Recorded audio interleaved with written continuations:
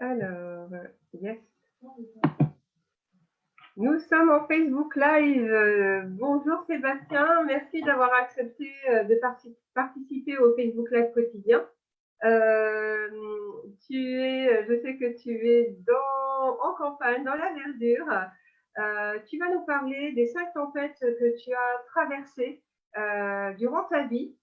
Donc, on a traversé plusieurs, mais voilà, les 5 tempêtes majeures pour nous donner pourquoi pas quelques états d'âme, conseils pour traverser la tempête. Tu es serial entrepreneur. Donc tu es le fondateur de SG Autorépondeur, de Codao, de Between, mais également d'autres projets que tu es en train de mettre en place qui sont vraiment fabuleux. Tu te surnommes et tu te nommes en tant que rêveur ingénieux. Donc je vais te laisser te présenter au public et ensuite nous parler de la thématique comment traverser la tempête en mode rêveur, ingénieux et entrepreneur atypique. Ok, merci Amina en tout cas pour cette présentation, de me faire confiance aussi pour eh bien, amener une certaine contribution et d'œuvrer pour ta communauté. Donc merci aussi à vous tous et à vous toutes de votre confiance que je compte bien honorer parce que le temps de chacun est précieux, j'en ai bien conscience, surtout en ces temps-ci et en ces temps où justement, quelque part, je considère qu'on se trouve un peu dans une période que j'appelle œil du cyclone. Parce que, les faits, on va pas les évoquer plusieurs fois, surtout que j'ai eu aussi le plaisir d'assister à l'intervention de Benoît, donc avec son regard biologiste. Et, euh, et donc, par rapport à ces faits, moi, j'ai une lecture plus systémique aussi, dans le sens où on est en train de traverser quelque part un cyclone, une tempête. Chacun à sa mesure traverse quelque part cette tempête-là. Et on a plusieurs manières de voir ce cyclone. On est bien sûr forcément en partie en dessous du cyclone, et puis sur ces 3 phases que je vais décrire dans un instant. Et puis on peut aussi du coup passer comme c'est comme si on sortait sur un autre plan de conscience et on regarde le cyclone du dessus et on est peut-être par exemple au niveau de la stratosphère, de l'atmosphère, la couche terrestre, et on voit ce cyclone et on peut observer donc ce qui s'y passe avec une autre manière quelque part d'exprimer cela. Et qu'est-ce qui fait qu'aujourd'hui ça a du sens que je partage ça avec vous? C'est vrai que par rapport à ce que Hermina décrivait au niveau de mon parcours, donc ça fait plus de 10 ans maintenant que j'entreprends et j'ai démarré en l'entrepreneuriat à 23 ans et il a fallu quelque part, faire déjà à ce moment-là des sauts dans le vide. Et aujourd'hui, c'est ce que je vois aussi comme invitation avec ce qui se passe, ce qui nous a invités, pour tous et chacun d'entre nous, c'est quelque part de voir quel est le prochain saut dans le vide, qu'on peut être amené à faire. Et donc voilà, en pleine tempête, c'est sûr, parce que, finalement, c'est ce qui se produit et j'en ai traversé aussi plusieurs fois dans ma vie, avant d'être entrepreneur et pendant que j'étais entrepreneur. Déjà, donc l'idée, de ce message, de cette intervention, c'est de pouvoir inspirer, les personnes qui peuvent être touchées par ces phases justement un peu délicates qu'elles peuvent traverser et même si ça peut passer au travers d'anecdotes qui sont, évoquées là, de ma vie, il y a aussi des points, des éléments et des clés qui vont être proposés, partagés, pour que concrètement on puisse en retirer quelque chose et ensuite aller sur le terrain, notre terrain quotidien. Parce que finalement, ce qui m'anime depuis que je suis entrepreneur, c'est de fournir des outils. Donc, Amina a évoqué SG Autorépondeur, mais de fournir des outils qui sont au service de la croissance et de l'évolution et de la liberté. Donc, SG Autorépondeur a été en grande partie proposé et je suis beaucoup connu pour ça, mais il y en a aussi d'autres et ils vont de plus en plus, du coup, maintenant se dévoiler, se révéler sur le marché. Alors, du coup, avant d'être entrepreneur, déjà, c'est comme si mon corps a été déjà préparé à traverser des tempêtes. Quand j'étais à l'armée, alors il y a des tempêtes émotionnelles, il y a des tempêtes autres aussi. Quand j'étais à la maternelle, donc dans la toute petite enfance, il y a eu déjà, en fait, quelque part, cette, comment dire? Cette adaptation à une tempête intérieure parce que, donc Hermina a déjà eu les coulisses, de cette histoire. En fait, il y a eu un moment où j'ai eu un élan d'expression et pour moi, c'est important finalement dans ma vie. J'ai une valeur liberté et une des libertés importantes, c'est la liberté de ma spontanéité, de mon authenticité et donc j'étais dans cet élan de spontanéité et d'authenticité et je m'exprimais et la maîtresse me demandait de me taire. Je Mmh. comprenais pas pourquoi, j'avais besoin d'explications, j'avais besoin de comprendre pourquoi moi j'avais pas le droit d'exprimer ça, alors que peut-être que, ça avait été exprimé, il y avait d'autres qui ont pu prendre la parole, enfin, je me souviens pas trop de tout, mais en tout cas, là, ce qui me reste, c'est, que j'ai été freiné dans un élan d'expression et je trouvais pas ça juste. Alors du coup, la maîtresse, moi j'insistais et la maîtresse, pour finalement me faire taire, après 3 ou 4 fois où je j'écoutais pas quelque part son côté, «Il faut se taire, tais-toi», eh bien, elle m'a enfermé dans le placard, dans le noir et Incroyable. et du coup, je me suis retrouvé dans ce placard en bois, une espèce d'armoire, avec une seule petite fente où j'y voyais à peine la lumière et hem et où en fait, comme cette armoire était à l'entrée de la classe et que la classe était quand même, enfin, c'était une grande pièce, en fait, les élèves étaient regroupés à l'opposé et donc en fait, tout ce qui pouvait se dire, j'avais la sensation que c'était contre moi. Du coup, maintenant, j'avais la classe ado, que j'allais être, le bouc émissaire finalement de la classe pour toute l'année durant et et puis que finalement, bah, j'étais, en fait, j'avais cet isolement, total, que j'ai gardé avec moi et en fait que finalement j'ai traîné avec moi pendant des années. Parce que finalement toute mon enfance, à l'école primaire, au collège et même au lycée, c'était finalement pas forcément facile à vivre dans mes interactions sociales et et donc j'étais assez seul, assez Et comment solitaire. et tu es resté dans ce placard combien de temps? Je me souviens Et pas, mais tu sais, à certains moments, tu peux vivre, quelque chose pendant quelques minutes et ça te paraît une éternité donc là, c'est vraiment la densité de ce qui est vécu qui va ou la profondeur de ce qui est vécu qui va être plus important que le temps linéaire et on va même se rendre compte, même là, pendant la période du coronavirus, que le temps, en fait, il veut tout et rien dire quand on le regarde juste sur le plan linéaire, sur le plan chronologique de, je mesure 1 heure, je mesure 2 heures et on peut se rendre compte que pour certaines personnes, 15 jours, ça passe vite, alors que pour d'autres, 15 jours, c'est une éternité de confinement donc voilà. La deuxième tempête qui est plus une tempête comme si j'étais préparé à la notion de catastrophe naturelle, c'est, c'est quand on a connu un incendie. En fait, mon père avait construit une maison dans une forêt et il y a quelques années de ça et en fait, on venait à peine de finir la donc il s'endette, on se restreint énormément. On avait un salaire pour 5. On fait du campement parce qu'en plus, il y a eu du retard dans les délais. Donc, comme on devait libérer l'appartement qu'on avait, on se retrouve en mode campement, dans des tentes, dans un mobil-home, des chalets, temporaires.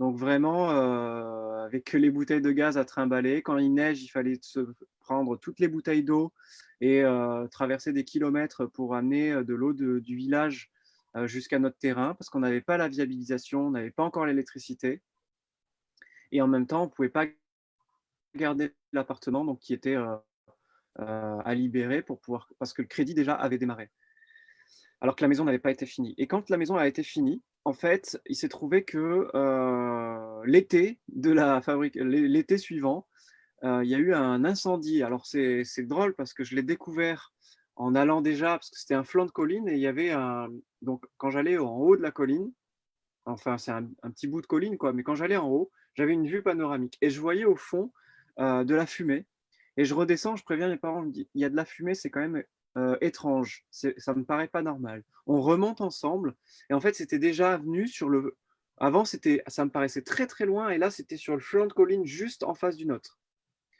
et ça arrivait vite et du coup, on est redescendu très vite et en fait, c'est comme si il y a quelque chose qui a pris le relais, qui est resté calme, mais qui faisait ce qu'il y avait à faire et donc y compris mes parents qui me montraient l'exemple. Moi, j'avais à peine, 14-15 ans à cette époque-là et qui, avançaient et sans être dans l'agitation. Ça, c'est assez drôle comme phénomène, comme ça a pu se vivre. C'est-à-dire que c'était pas de l'agitation panique. C'était D'accord, vraiment, il n'y avait on pas de fait ce qu'il y a panique.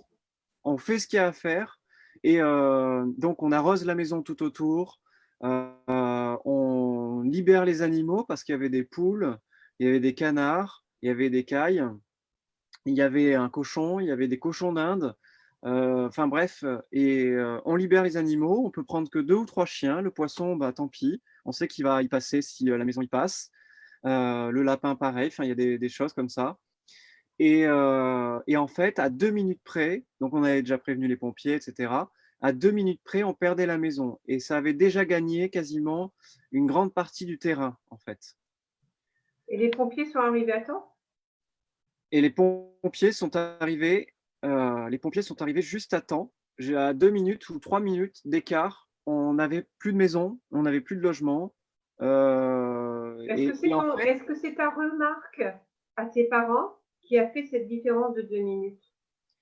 a priori, les voisins avaient déjà un peu repéré, parce qu'il y a aussi quelques maisons un peu plus loin dans les collines, environnantes et qui avaient prévenu les pompiers. Je pense que le fait que nous on prévienne, qu'on dise là où on était et qu'on décrive mieux, parce qu'en fait, trouver notre maison, c'était pour le facteur, c'était, mission impossible. Pour le pompier, c'était pareil. Pour tous les livreurs, c'était impossible. À chaque fois, c'était, en plus, on venait d'avoir la boîte aux lettres, donc le temps que, sur Google Maps, enfin ça c'était pas référencé et comme on a les chemins étaient difficiles d'accès encore, surtout que notre chemin, il y avait même eu un problème d'accès dans la construction. Donc, il y avait un procès qui devait démarrer parce que le chemin, en fait, n'avait pas été fini correctement dans les règles de l'art. Ce chemin était bâclé, ce qui fait qu'en fait, en voiture, on ne pouvait pas monter sur ce chemin. Comment ils ont fait? Ça, c'est le constructeur. Bon, bref. Donc, du coup, ça a été vraiment comment gérer cet incendie.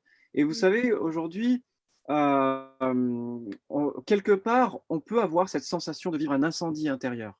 Et c'est pour ça que Kodao, que j'ai déjà évoqué dans tes scènes, Hermina notamment, et sur d'autres scènes où je peux intervenir parfois, même si les gens ne perçoivent pas vraiment la puissance de cet outil, il y a quand même cette intention, cette force, cette puissance de pouvoir, je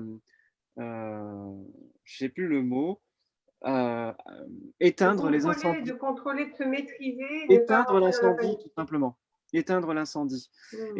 et là, en fait, pour moi, le coronavirus, c'est une période de crise, majeure. Pour la première fois, l'humanité tout entière se sent concernée par un sujet commun. C'est la première fois que ça arrive dans toute notre évolution humaine et finalement, c'est un incendie mondial et comment maintenant, au-delà des incendies personnels, des incendies donc individuels, ensuite des incendies collectifs, mais à petite échelle, où c'était à l'échelle d'un village, parce que même à l'époque des choléras, de la peste et tout ça, c'était toujours vu de l'œil d'un village. On n'avait pas cette conscience, cette perception de l'échelle d'un pays, même à cette époque-là, et encore moins d'un ensemble de pays et de la planète entière.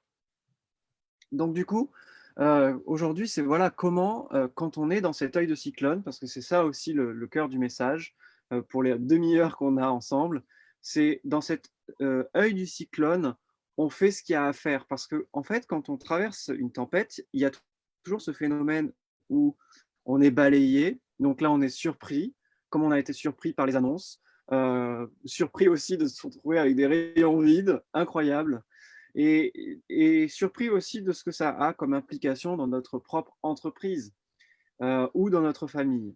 Et du coup, ces surprises, on doit les gérer. Et à ce moment-là, notre corps, ça a été décrit par voilà, des experts, mais notre corps va engager des substances qui vont juste nous permettre de faire face en temps réel. Mais à un moment donné, ça retombe un petit peu. Et c'est ce que j'appelle l'œil du cyclone parce qu'à ce moment-là, on a l'impression, on retrouve du soleil, ça se calme. On voit, hein, concrètement le cyclone, c'est comme ça. Si on voit des films, notamment quand on voit des bateaux qui traversent, un cyclone, eh ben, il y a un moment d'accalmie et en fait, le piège, on le voit très clairement sur un bateau, sur un océan, mais le piège là, c'est de ne pas le percevoir parce que c'est plus subtil qui est en train de se passer. Et que l'œil du cyclone, c'est simplement une trêve. Et que cette trêve-là, on ne doit pas la considérer comme c'est bon, la tempête est finie. Parce que non, après, une fois que l'œil du cyclone on en ressort, il y a la dernière partie de l'œil du cyclone pour en sortir définitivement de ce cyclone. Donc ça veut dire que si on regarde ça en rond et qu'il y a l'œil au milieu, on passe, on arrive à l'œil et après, il faut bien que le cyclone, à un moment donné, on en ressorte. Donc ça redevient encore une phase importante où on mobilise toutes nos ressources. Oui, Eh donc bien, l'œil du ça serait assimilé à la seconde vague pour nous. à la seconde vague, oui, et encore, ça dépend qu'est-ce qu'on entend par seconde vague. L'autre seconde vague dans ce cas. Mais celle C'est en qui tout est cas comme ça que c'est présenté dans les médias, Sébastien. en tout cas, donc l'œil du cyclone, c'est le moment où on doit se rassembler nos ressources, faire le point, faire l'état des lieux. Et c'est important dans ce cas d'avoir les bons outils et de fluidifier nos processus de fonctionnement dans l'entreprise, dans la famille, pourquoi pas, de vérifier, refaire l'état des lieux, ce que j'appelle du ROC, donc de nos ressources, de nos outils, de nos connaissances. Donc là, c'est ce que je vais mettre en place. Je vais mettre en place un petit outil qui va permettre de facilement faire ce point voilà, de notre ROC pour justement avoir une stabilité, une assise solide comme un ROC pour un projet et une famille solide comme un ROC. Parce que justement, quand il y a un roc, une tempête peut balayer le sable, mais pas les fondations roc. Donc effectivement, si notre maison, il y a j'ai entendu, c'était qui déjà? J'ai Écartolé, je crois que c'est lui qui Oui, a fait une moment vidéo présent. récemment. Il a fait une vidéo récemment en évoquant un passage d'un écrit où en fait on évoquait la maison qui était fondée sur du sable ou alors la maison fondée sur du ciment ou de la pierre. Et que du coup, c'est le moment pendant l'œil du cyclone de vérifier ses fondations. Donc, du coup, j'ai prévu de mettre en place un peu des outils et un programme spécialement sur ça, qui s'appellerait œil du cyclone, je vérifie encore. Donc voilà, et c'est vrai que mon corps, entre guillemets, a été préparé à diverses tempêtes. L'incendie, c'est pas juste un incendie métaphorique, on l'a vécu pour de vrai. Et en même temps, la tempête, je l'ai aussi vécu pour de vrai. Là, cette fois-ci, c'était dans les Landes. Quelques années plus tard, j'avais vers les 25 ans. J'étais à l'armée à ce moment-là. Et donc, j'avais fait 7 ans dans l'armée de l'air. Donc, on est aussi quelque part euh, préparé à certaines mobilisations, à certaines choses. Quand on est dans l'armée, on est préparé à différentes éventualités pour être au service de la population. Et là, en fait, ça s'est concrétisé où il y a eu des vents tellement violents qu'il y a eu des milliers et des milliers, voire même des centaines de milliers d'hectares de forêts qui sont tombées comme des allumettes. Des pins, c'était souvent de la sylviculture, des pins qui se sont cassés comme des allumettes, littéralement, et ce qui veut dire qu'ils s'étaient couchés au sol avec une partie du tronc qui était donc continué à être debout et à peine, je sais pas, 1 mètre, et tout le reste qui était abattu. Donc, à ce moment-là, toutes les routes étaient condamnées. Il n'y avait plus de possibilité de se faire livrer dans les Landes. Les magasins, et en fait, étaient déjà dévalisés aussi. Il y a eu la même réaction qu'on voit aujourd'hui. Ça, c'était il y a plus de 10 ans. Donc, les Landais, finalement, eux, ils connaissent, ils sont habitués parce qu'ils ont vécu ça 2 fois en plus. À peine ils étaient sortis d'une tempête, c'était en 95, je crois, ou 97, je ne sais plus trop, que justement, il y a eu 10 ans plus tard une autre tempête, celle que j'ai connue. Et du coup, c'était vraiment, en tant que militaire, on a été mobilisés le lendemain matin. C'était le plan d'urgence également. Je ne sais plus comment on appelle ça, le plan d'Orsec, je crois. Et, et du coup, c'était déblayer les troncs. On n'avait en fait pas d'électricité pendant presque une semaine. Les magasins ont été longs à être livrés, en fait. Donc, il a fallu se nourrir sur ses réserves pour ceux qui pouvaient. Il fallait déplacer tous les congélateurs, des papis, des mamies, dans des salles des fêtes, dans les gymnases, qui pouvaient, avec les groupes électrogènes qui étaient réquisitionnés. Donc, il y avait une vraie solidarité qui s'était mise en place.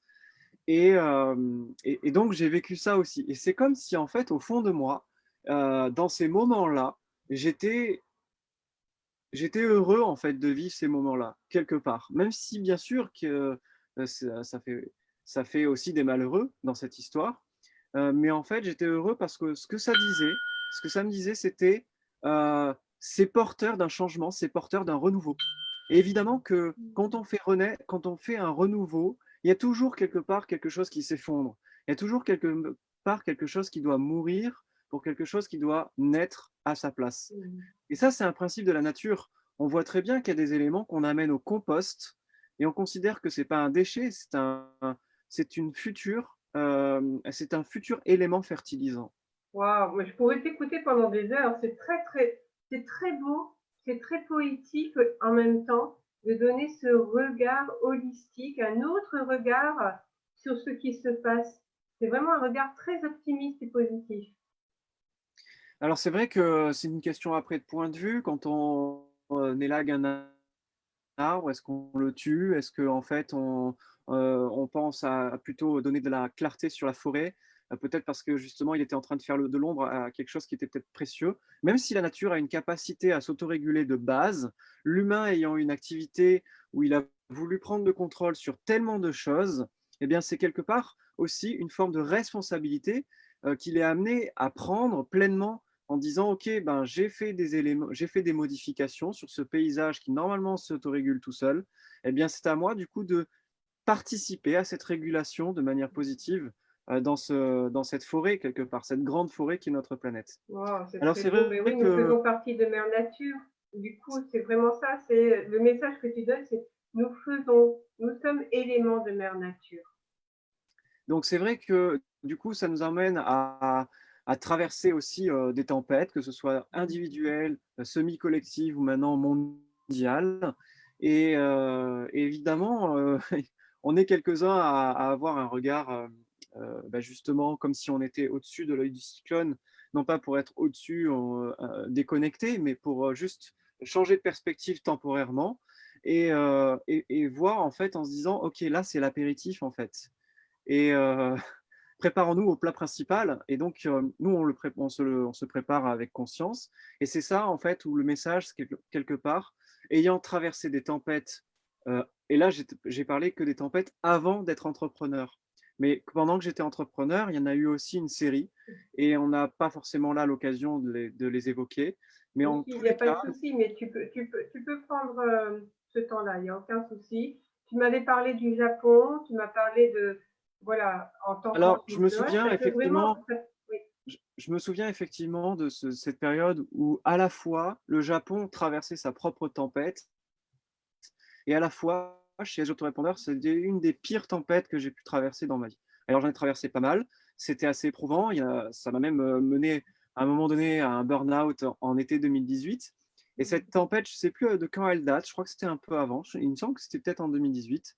Le Japon a connu un typhon incroyable. C'était après Fukushima, hein, c'est pas le moment de Fukushima. Il a connu un typhon incroyable. Sachant que c'était pas forcément souhaité parce qu'ils n'étaient pas encore tout à fait remis justement des éléments préalables. Donc on remarque bien hein, que c'est une série de vagues et que du coup, quand on est dans une forme d'accalmie, ben, c'est vraiment de se dire, OK, on se prépare, quoi. On met tout ce qu'il y a en notre pouvoir, on fait le point, on nettoie tout ce qu'on peut nettoyer, on remet en place, on pérennise aussi au maximum parce que, bah, en fait, on ne sait pas de quoi demain est fait et c'est pas non plus pour dire on a peur et de l'avenir, c'est pour dire que, aujourd'hui, ben, tout peut arriver et le cycle naturel fait qu'il y a des moments où il va faire beau toute l'année et il y a des moments où il va pleuvoir toute l'année. Donc, c'est comme ça, il faut juste pas se leurrer par rapport à ça. C'est la terre qui fonctionne comme ça avant même que nous foulions justement cette terre avec nos pieds.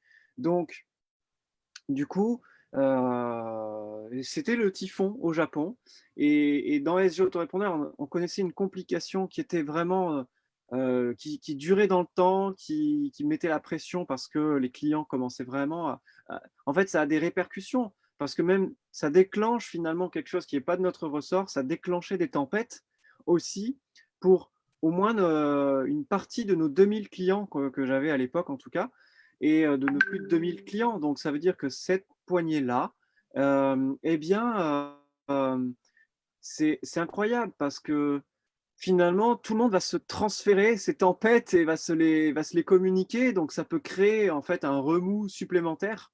Donc, c'est vraiment à chacun d'aller gérer aussi ses émotions au mieux et éviter de les décharger chez les autres. Parce qu'en fait, on est tous concernés à ce moment-là. Il n'y a jamais véritablement de coupable. Et en même temps, on est tous responsables, en fait ou co-responsables d'une manière ou d'une autre. On a participé au fait que, je ne sais pas si on prend un exemple tout bête sur un plan philosophique, mais on a participé à choisir que maintenant la voiture devait être un moyen de transport prédominant pour nous, alors qu'en fait notre inventivité, on le remarque aujourd'hui, nous permet de créer des choses en quelques jours à peine qu'on n'avait jamais imaginé, que quand c'était projeté comme un projet, eh bien en fait les gens se l'imaginaient sur il fallait mettre ça en place en 3, 4 ans, 5 ans, 10 ans, alors que là, en 15 jours, on a été capable d'arrêter la pollution de nombreuses villes euh, et on l'a fait. Donc,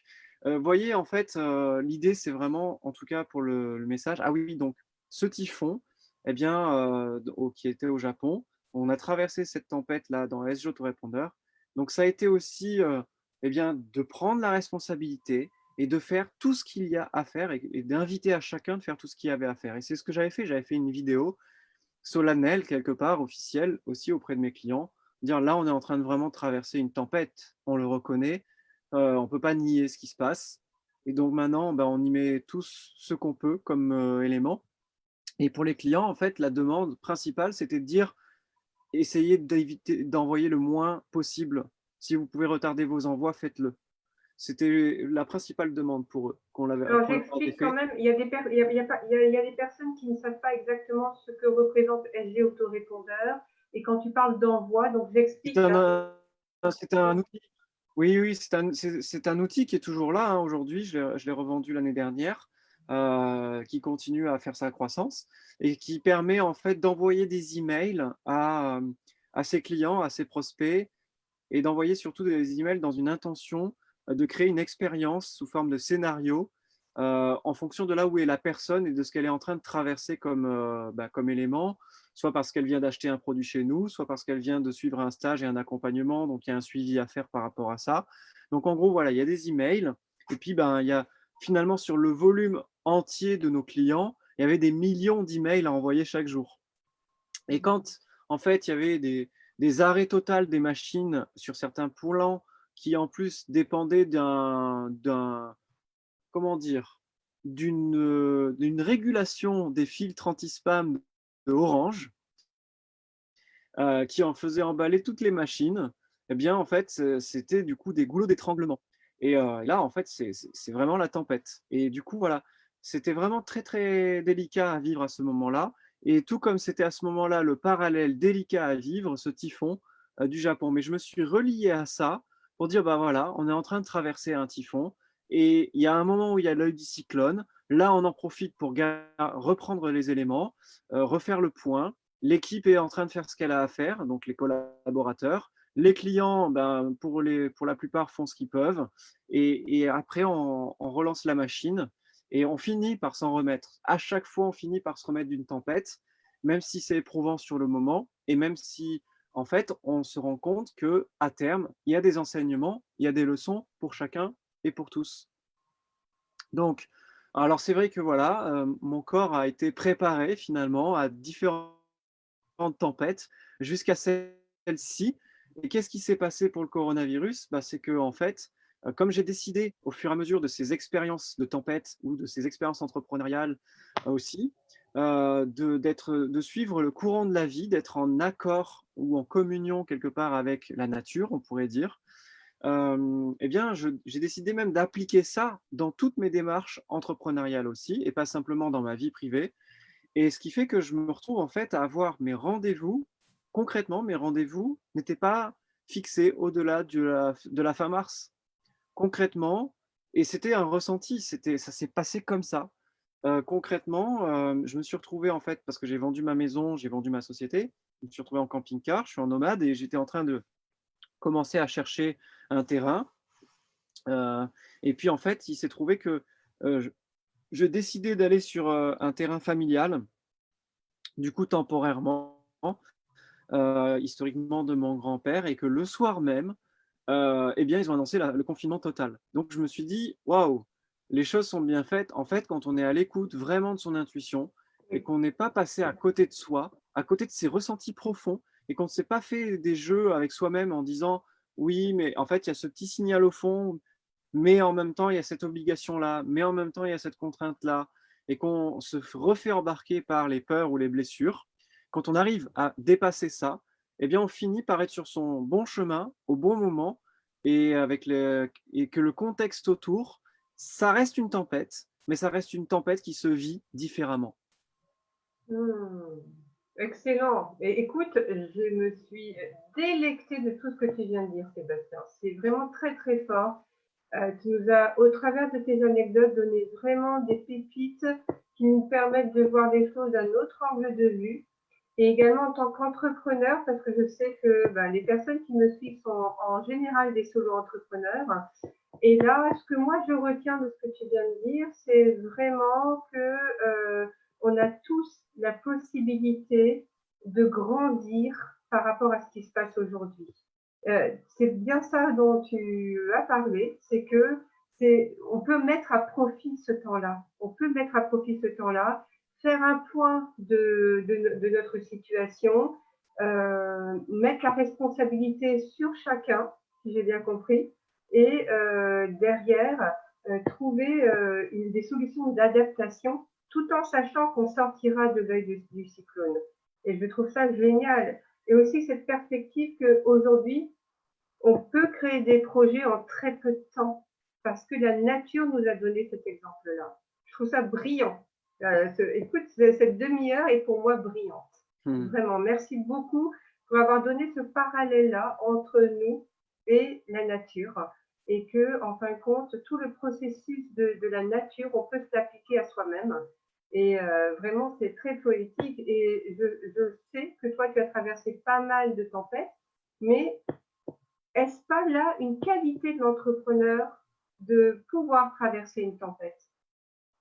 Bah, normalement, l'entrepreneur, quand il décide de devenir entrepreneur, heu même si parfois c'est pas on n'a pas conscience de tout, mais en fait, finalement, notre inconscient, a décidé que quand on devient entrepreneur, on devient on donc on prend la responsabilité d'être créatif, inventif, on prend la responsabilité, d'être, flexible, et de pouvoir surfer sur, en fait, n'importe quelle vague, quelle que soit la planche de surf, qu'on a et quelle que soit la hauteur et la taille de la vague, parce qu'on ne sait pas à l'avance ce qui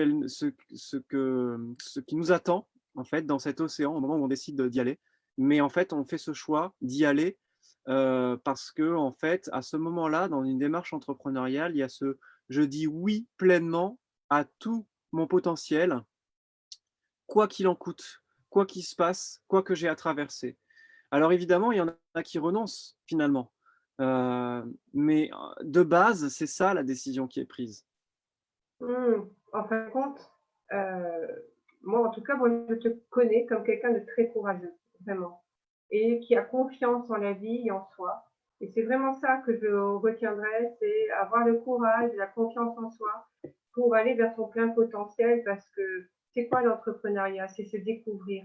C'est découvrir qui nous sommes vraiment, notre être-té et également notre plein potentiel. Et c'est quoi le plein potentiel? On ne connaît pas notre plein potentiel, Sébastien. Donc le plein potentiel, il est dans l'inconnu. Donc effectivement, si je reprends les termes de ton début de discours, c'est on va sauter dans le vide de l'inconnu pour découvrir notre plein potentiel et qui nous sommes. Oui et puis vous voyez, je traverse moi-même donc une tempête. Là, par exemple, une micro-tempête, de 24 heures, où en fait, il y avait un contrat en cours et il y avait des éléments en fait, qui ont dû être remis en lumière et en fait, c'est assez délicat parce que c'est un contrat quand même de plusieurs dizaines de milliers d'euros et en fait, qui, par ses mises en lumière, fait une différence de 30 000 € entre ce qui était prévu et ce qui bouge. Et en fait, ben, c'est assez délicat, hein, quelque part. C'est comme si finalement, là, ce qui m'est demandé, c'est de mettre tapis. C'est est-ce que je crois en moi? Est-ce que je crois en moi, mais au-delà du moi, du mental, hein, c'est en toutes mes parties de moi qui peuvent, vraiment se lancer, y aller. C'est vraiment quelque chose de délicat, surtout en cette période où justement, ben, concrètement, l'argent ne rentre pas et en Qu'est-ce même que temps, ton je sens que les intuition, actions qu'est-ce que ton intuition te dit? concrètement, les actions en fait que j'aurais tendance à mener pour faire entrer l'argent, c'est je sens que c'est pas le bon moment, enfin que c'est pas encore bien placé et donc c'est, OK, comment continuer à faire un acte de foi en fait, un acte d'engagement envers envers ce potentiel en moi que j'ai envie qu'il se déploie et qu'il se révèle pleinement. Et c'est des projets qui sont vraiment, en plus, bon, qui ont une certaine innovation, qui sont ambitieux, qui me tiennent à cœur parce que c'est vraiment des projets qui peuvent enfin réunir et allier à la fois la nature et la technologie. Des projets qui peuvent allier donc la nature et la technologie, l'humain et le digital. Des éléments qui normalement vont pas ensemble. Et à travers ces projets qui se mettent en place là, et c'est pour ça que je signe des contrats beaucoup plus gros, parce que c'est comme si je me donnais toutes les chances que ça y arrive. Et pourtant, je me dis, mais en fait là, je mise tout, donc je peux autant tout perdre que tout gagner. Et d'être OK avec ces deux scénarios, en fait. Et c'est Mais ça la oui, démarche entrepreneuriale, c'est d'être OK avec tous les scénarios qui puissent se présenter à nous, alors qu'on ne les connaît pas. en même temps, c'est ça, c'est une des qualités de l'entrepreneuriat qui est indispensable, hein, de l'entrepreneur, c'est la prise de risque, mais également de ne pas mettre tout dans le même panier. Tu vois, telle une ruche qui va, on aura, il y a pas, il y a plein d'alvéoles dans une ruche. Donc, est-ce que nous, on met pas tout notre pollen dans plusieurs alvéoles, tu vois? C'est ne pas mettre tout dans le même panier. Et il y a également tout le ciment, donc le tout, on va mettre du ciment dans tout ça pour que ça tienne. Et effectivement, s'il y a une partie qui s'écroule, et ben, le reste fonctionne quand même. Donc, toi, tu as vraiment cette image du RIO, donc le retour sur investissement. Mais le retour sur investissement ne peut pas être gagnant-gagnant tout le temps parce qu'il y a cette part d'inconnu. Il peut pas être calculé tout le temps surtout. Mmh. C'est ça en fait qui, il peut pas être contrôlé. Moi, je me rends compte que les plans, en fait, tous les plans que j'ai voulu avoir, les business plans même qu'on peut dire, les projets, les objectifs, rien, j'ai jamais rien, rempli et ceux que j'ai le plus remplis, je ne les avais pas prévus, je ne les avais même pas souhaités. Waouh! C'est excellent ça. En fin de compte, la vie est aussi créative avec toi que toi, tu es créatif avec la vie. Oui, on pourrait dire ça. Ah, c'est Alors, faire corps avec et c'est là où on dit: «Est-ce que j'y suis corps et âme finalement?» avec, avec, tout ce qui est autour de moi, donc c'est ma famille, mes projets, la vie, mes clients, mon entourage, la nature également. C'est, corps et âme, quoi. d'accord.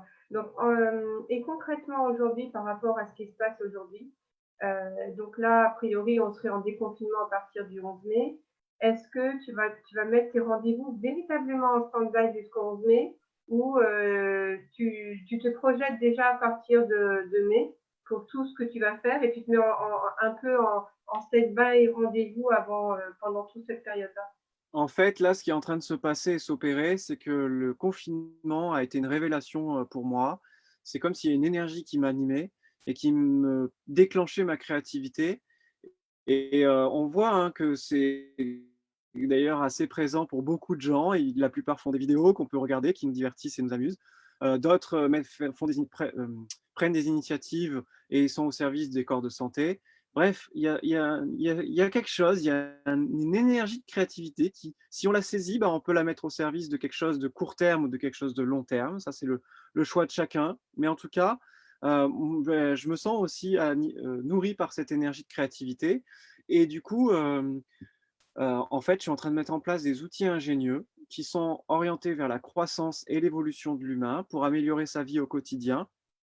Et que ce soit sur le plan entrepreneurial, business, que ce soit sur le plan aussi plus privé ou personnel, pour mieux se découvrir, pardon.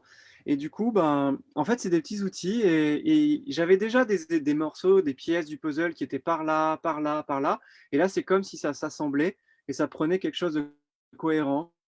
Et, heu et du coup, ben, je suis vraiment concentré à développer ça et c'est ce qui m'est permis en fait, je me dis à chaque fois, je me dis: «OK, ça je peux pas, mais qu'est-ce qui m'est permis alors? Qu'est-ce il y a quelque chose que je peux, c'est sûr, il faut que je le trouve». Et donc là, j'ai trouvé, j'ai dit: «Mais c'est génial en fait, du coup, je suis bien là, je ne bouge plus, je me déplace plus, j'ai pas trop d'interactions sociales». Donc en fait, concrètement, moi, je me suis remis à coder. J'ai même repris le goût du code, hem et donc je développe des petites applications, des petits outils sur le web, et ça va arriver où finalement, ça va être au service des entrepreneurs parce que pour moi, la réussite de demain, c'est la réussite collective. Et donc le fait qu'il y ait un assemblement de ressources, de compétences, d'outils, mais où et moi, ma manière d'œuvrer dans ce nouveau monde qui va nous attendre, et ben, c'est de permettre de digitaliser certains outils, certains processus, certaines approches qu'on pourrait utiliser sur une feuille de papier, mais en l'utilisant de manière, ingénieuse au sein d'un outil où on ajoute un peu de la gamification, on ajoute de l'interaction sociale et on ajoute aussi l'intérêt de combiner, de croiser les outils entre eux. Ben, voilà, ça c'est quelque chose qui m'anime là et je me dis: «Bah, OK, je vais pouvoir le faire» et ça, ben, en fait, je le fais maintenant, j'attends pas la fin du confinement pour avancer sur ces projets. Excellent. Est-ce que tu avances que sur un seul projet ou sur plusieurs projets à la fois? J'avance sur, 1, 2 et plutôt 2 et un peu 3 projets.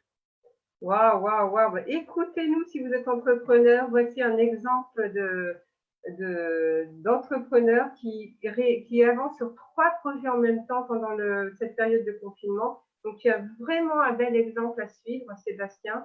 Je pense que je vais me réécouter ce live plusieurs fois, tu vois? Parce que, voilà, je vais prendre des notes. Là, je peux pas prendre des notes parce que je t'interviewe, mais enfin que je t'écoute, mais je pense que je vais revoir ce live plusieurs fois pour m'inspirer de ce que tu viens de nous partager. C'est assez puissant. Ton angle de vue est assez puissant. Ton exemple est très très bon pour toutes les personnes qui nous écoutent. Si les personnes veulent découvrir ton univers, elles ne te connaissent pas, elles le font comment? Pour l'instant, le site que je préfère donner, c'est lerêveuringénieux.com. D'accord, ok. Et pour découvrir ce que tu es en train de mettre en projet, ça sera sur ce site?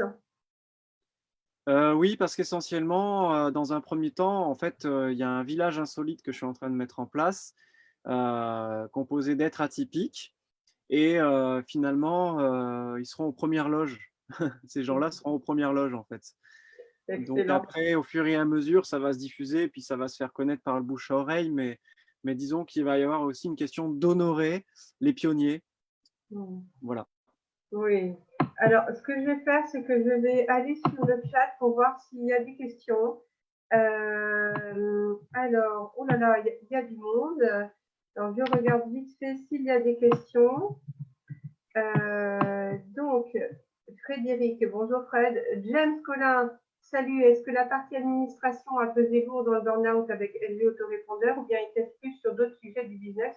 Donc là, il a répondu.